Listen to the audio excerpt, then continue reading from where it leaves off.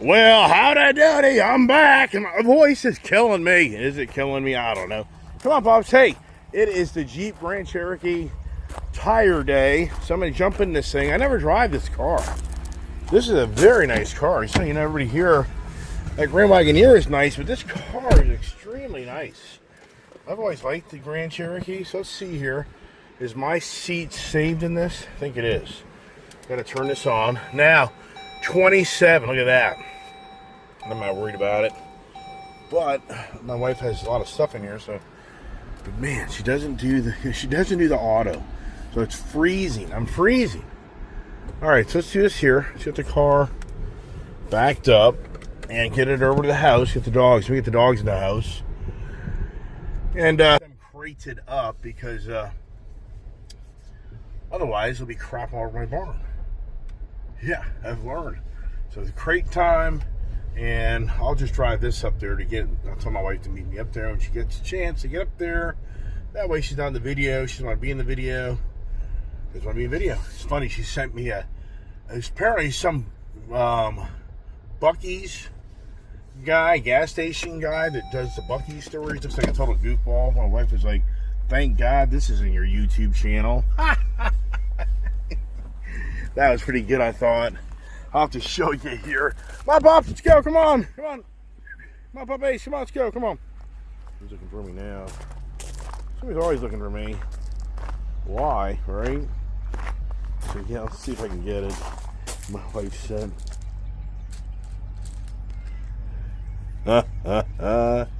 So I guess there's some YouTube guy that is...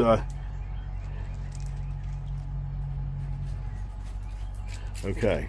Come on, Diesel. Come on back. Good boy, Rebel. Where's your toy? Here's a toy. Where's Gypsy's toy? Come on, Gyp. Come on, Gypsy. Come on. Come on, Gypsy. Gypsy, hey! Diesel! Where'd they all go? The wife left the back end of the house home, so they're back there now. Let's go, boy. Come on. Come on, boy. Come on. Get up. Not you. Come on. Get up. I know. You're not getting away with that. I know you'll eat my couch. Come on, Gyp. Come on. Let's go, Gypsy. Come on. Come on, baby. Come on. Come on, Gypsy. Come on. Come on. Gypsy, here. Come on, baby. Looky here. Come on. Gypsy, come on. Come on, baby. Come on. Come on, baby. Come on. There you go. Good girl. Don't eat that. All right. I can let the wife know that I'm going to head to the dealership.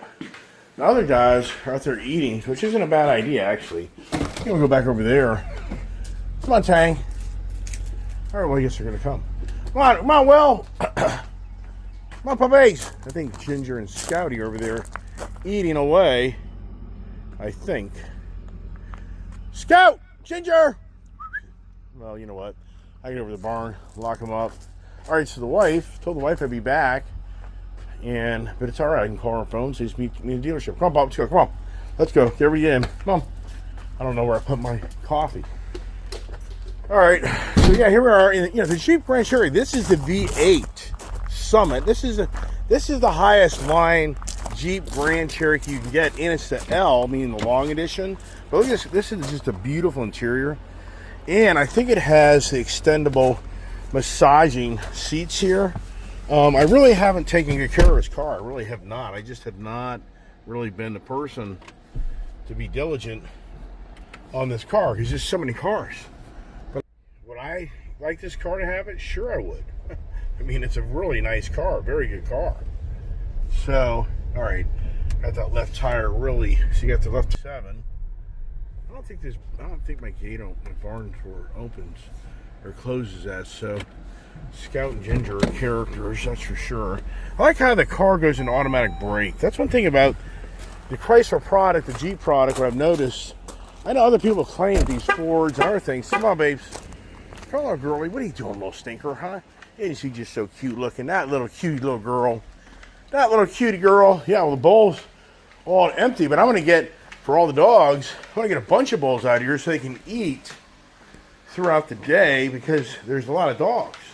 But I used to have a big-ass bowl, and I don't know where it is. I need to take my Merrill box back. I guess I'm going to have to go back to Merrill and return these shoes because it's obvious if you're listening to my channel, you can hear my foot squeaking. You hear that? Yeah, so it's really a joke. And so I think it was Biker Mania guy was like, just take them back, and he had a set like those, and it'll never correct itself. He's like, it's not gonna fix itself. Like, okay, all right, let's get the barn closed up, get out of here. Now back to the house one more time, because you know what I can do. Right there. All right. So come on, pups. Yeah, if you look at the tires, so see here, look, so the front tire, I mean, this is what's incredible, is this front left tire, I believe, is the one that failed. So isn't that incredible? I mean, look at this here. So the state of Virginia is saying that tire will not pass inspection. And the only reason I say that they do this is because they're going to say, you're going to put another 15,000 miles in this car, but they don't know what we're going to do. I mean, to me, that's where it gets kind of aggravating, the control of our government, is that tire really need replaced? But they have the, basically they have measurements and tires, and they're saying that tread life is pretty much done for safety reasons. The part of me says they're more about saying, hey, you're going to drive this car over 10 or 15,000 miles before you bring it back next year, so we might as well just tell you right now you have to, this is so funny. So here is where you charge your battery.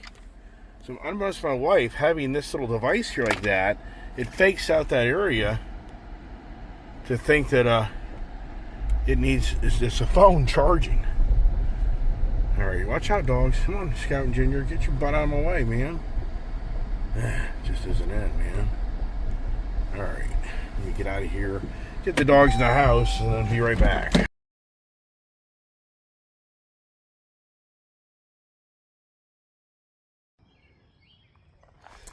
All right, I am heading to the dealer. I'll drive the car with a bad tire.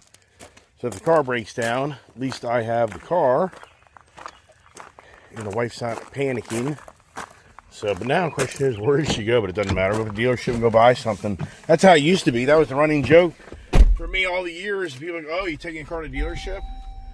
For years, the conversation was, oh, he's taking it for an oil change, so he'll probably come back home with a new car. I mean, that was a running joke in the area that I live, that people know me more on a personal basis. I mean, I'm not lying to you. So yeah. Yeah, I mean, and it's about the damn truth. I get a dealership, be hanging around for the car to get serviced, and then I start walking around the showroom. Then I end up taking a test drive on something, and then boom, bam, there you go, buy another damn car. I mean, that's a big problem. Wow, what does my wife have this thing set at? Oh my gosh. It's like freezing. It really is. I mean, actually, it's cold. This area, I mean, what I should say is it's humid, but it's not like really warm. So it's 71 degrees out. All right, let's get up the road here in a car that I rarely ever drive. My wife loves to use the bulbous seat. I mean, oh, that drives me nutty because the seat is so inflated. So my back, my whole body's like, being pushed out like this. All right, I don't know how to forget it. It's the wife's car. I start doing all the settings, and then she'll get in and she'll spend 10 minutes setting all the car things back to where it was. So now up to town, dropped the Jeep off, brand new tires. So at the end of the day, between the tires, we're close to $1,500. Between getting the car aligned and them doing the tire work, that's about another $280, $300. So $1,800. Right there, which is that's I'm like, it just doesn't end, man. It just doesn't end. That's the world we live in. When you're a kid, you never understood the consumable products. That's the business to be in. Now, what is this guy doing here? This is where these roads, so what has happened? Why is there becoming nice back roads? But this person here, this is very dangerous for somebody coming over this hill. What is going on? So a guy's just sitting there. I mean, it's just, oh my gosh. Us humans, we ain't right, man. We ain't right. We got a lot of problems, us human beings. As you get older in life, we just ain't right. We got really, all of us have really, we have challenges. And the challenge is, it's always about the communication. It's always the challenge of what one person says and thinks, but it's what the other person hears and thinks. And I would have to say half the time that the communication is broken down of what the one person's saying and what the one person's hearing. It goes on all the time, especially on my social media channel. This social media, in so many ways, this has been a hell of an adventure for me in my life, to throw myself out to anybody in the world that I have no idea who's watching my channel, and just to have the capability to really bring regulars in and follow my channel, not really knowing who you are, have no idea what you look like, and I have no idea how old you are. I mean, I can kind of guess, and then where you live, and then so it's just incredible. This channel has so opened my eyes up to the challenges we have as individuals, and what I've learned through this channel is it's such a breakdown of the message. So the message that I present on my channel, it doesn't come across the way I've meant the message to be explained, and for you to listen to me and understand something. It goes south. This goes on all the time, and even me, so even for me, I'm at fault. So this is where in here, if you're not a regular in this area, this is very challenging. This is a very aggressive driving area, and you have to be very aggressive on your driving behaviors. Otherwise, you just get run over. So you literally have to borderline pull out in front of cars coming down the road, because if you don't, then there'll be 15 cars behind him. And if you don't have a fast car, see this thing here? This thing rocks. Oh my God. I'm at 18 PSI, everybody. I may have to pull over and frickin' put, this is crazy. So I told my wife that I think the screw in this tire has, dislodged itself. And I'm going to have to keep an eye on that. If I think it goes down to 10, I'm going to have to pull over. So it is a good thing I took this. I didn't feel like filling the damn tire up. I should have. I should have plugged in when I went in the house. Yeah, that's pretty radical. Yeah, as I tear up a wheel, then I'll tear up a wheel, and that'll even be more of a problem. So that tire, interesting, that tire, but anyway, so trying to communicate, all of us have challenges of the understanding communication. And that's the biggest, and what ends up being, I think, the biggest downfall of relationships is the miscommunication, not communicating. I mean, I'll be the first to raise my hand. I'm the guy that, for my wife, did I tell her I was going to buy another car today? No, because I didn't know if the deal would go down. Did I tell her here and there I'd buy cars? I knew I had a done deal. Yes. Over the many days, I just drove off and bought my own car and didn't talk to the wife and blah blah blah. Yeah, and has that put huge hardships in our relationship? Yes, it has. That's my wife. Well, I mean, I get sick of talking about it. My wife starts harboring over blah blah blah blah blah blah blah. I'm like, okay, where's it going? It's like, all right, the mistakes have been made. Well, how do we want to get through this and resolve it? I mean, to sit here and continue to harbor on, I lost the football game. It's like, what good does that do anymore? Figure out how you can win the next football game, you dumbass, right? So, but once again, what I'm trying to convey back to you on my channel is I go out of my way to try to bring content and information, but I witness just myself of that information gets construed, and all of a sudden it turns into, this guy's probably trying to make it right here. Nope, thank God he didn't. This is Saturday morning. This is the road that'll be in front of my house probably in the years coming forward. And yeah, that's oh boy, whippy-yahoo. But I would say the roads aren't really crazy, as I think a lot of people probably have put things off. I mean, I'm sure a lot of motorcyclists are this morning going, once you get caught in those heavy rains, it's a hard lesson of this ain't no fun. It's just no fun. I mean, once you get caught in heavy rains and motorcycles, and it's so dangerous because you can't see up the road. You don't have windshield wipers on your helmet. You don't have windshield wipers on your front windscreen of your motorcycle. So the danger of riding motorcycles in the rain, especially heavy rains, is you don't know what lies up the road. You don't have no idea if there's an object like in the middle of the road. I'm talking in my lane as you're in those heavy rains, and once you see it, it'll be too late. So that's why the rainings are not really the best of an idea to ride. That's one for me. It's like, nah, I've done it. I have video content of me doing it last weekend. I have video content of me being in Florida. But down in Florida, though, usually you can ride out of those things. Not always, but that area is more of the rains come in and you get pounded and then it clears up because of the ocean. Usually, not always. So right now it's 10 o'clock. I'm already late. I just have this car at the dealership. It doesn't really matter, but I'm just going to leave it there for the day. But now, for my family down there in Florida, my dad's getting all dressed. I can already tell you that. And my sister, my two sisters and all. So my sister will be driving my dad to the church. And it's a church that I've gone to. And I've done a video there of the sermon there. And if I would have been there, I definitely would have videoed it. But the thing is, I don't know if it's live. I doubt it is. That's too personal. It's like the Sunday morning sermon goes live on Facebook, but they usually turn it off when it's more, even during a service, they usually turn it off when it gets to be more personal. So I don't know.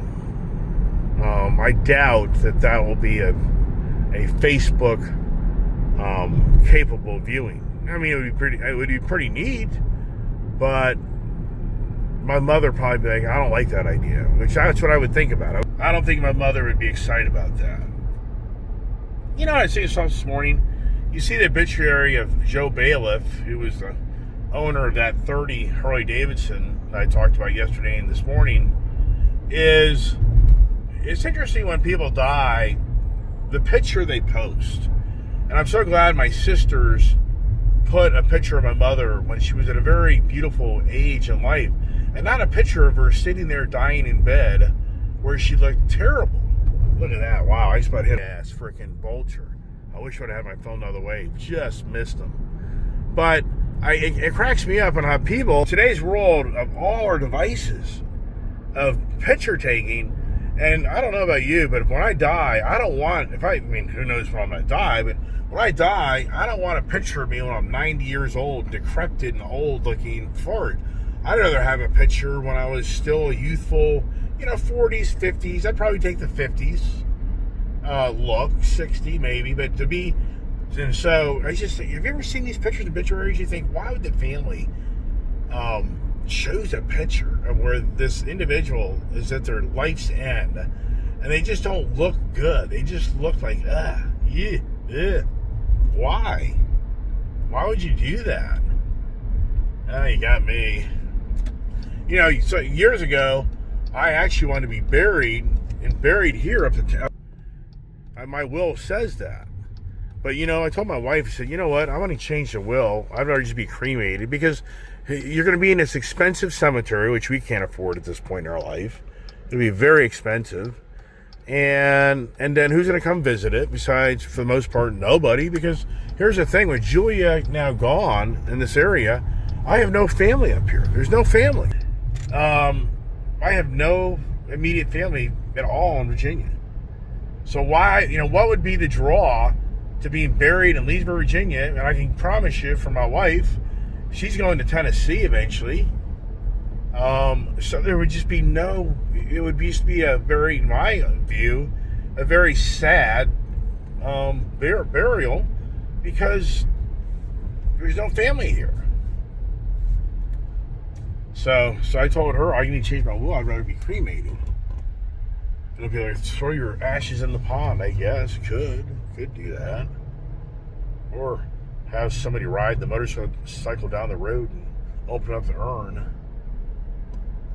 Or sprinkle them all over the motorcycle and drive down the road, right? So anyways, here we are now in town.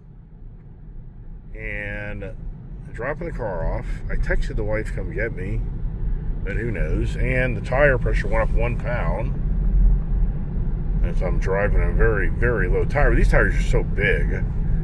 It's just another project. I get sick of the projects. all it is. Never ending. Yeah, I was going to go to Panera and get a nice breakfast yesterday. Here lately, I've been kind of changing up my eating habits, starving all day. I'm sick of it. But one thing's for sure, you get older, man. It's like my wife bought pizza from this Andy's Pizza up in Lovettsville. And, I mean, you know, for me, I'm at the age. You go eat somewhere, and the next day, what do? Besides sit on the damn toilet all day long? I mean, it's so bad. As I get older in life, it's like, let's go out to eat. It's like, yeah, let's go out to eat so I can spend the next day shitting all day. Yeah, that's what it turns into. Because they use all these fillers and use these ingredients that your body's not used to. You know, I'm used to eating at home, keep it pretty simple, hamburgers, hot dogs. I buy nice meats, you know, the deli meats, blah, blah, blah. And so it's pretty simple for the most part. Then you go to the restaurant, you eat all their shit. And what do? You just shit your pants all day the next day. It's the worst. When I travel, I'm always very, very cognizant of that. Oh, man, if you're getting, you know, an airplane, if you're going to be living on the road for 12, 14 hours, you're a fool to stuff your face the night before with all your friends and family at the restaurant you've never eaten at. Because guess what? You're going to be stopping on 95 more than once to take a crap. Yeah, you will.